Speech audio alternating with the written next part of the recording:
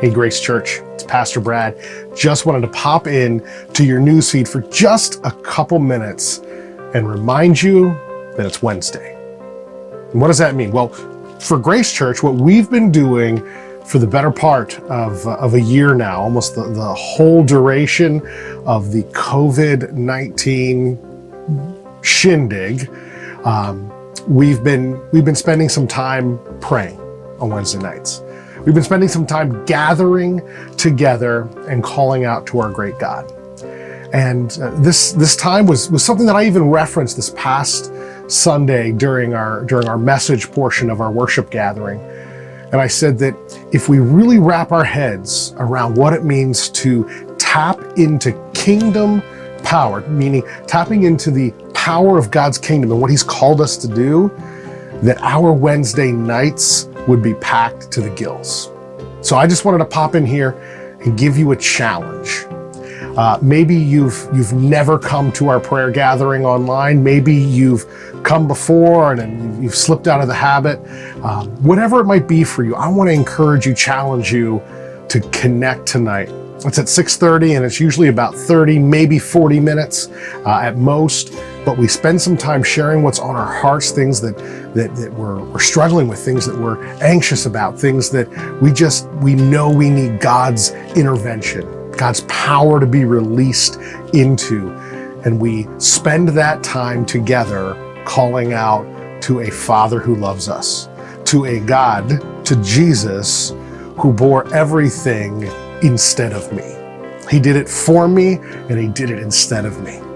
And as I think about this thing of prayer, I'm struck by these words that we read in 2 Chronicles. What we read is, the Lord appeared to Solomon. This was God appearing to Solomon kind of at the culmination of the temple building. And He says, I have heard your prayer and have chosen this place for myself as a house of sacrifice, talking about the temple.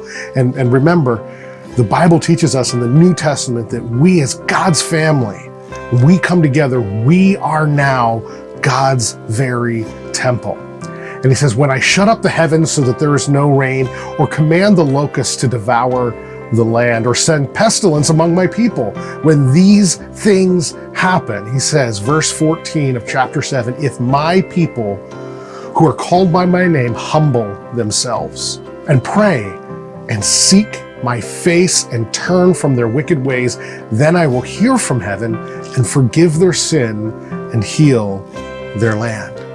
Now my eyes will be open and my ears attentive to the prayer that is made in this place.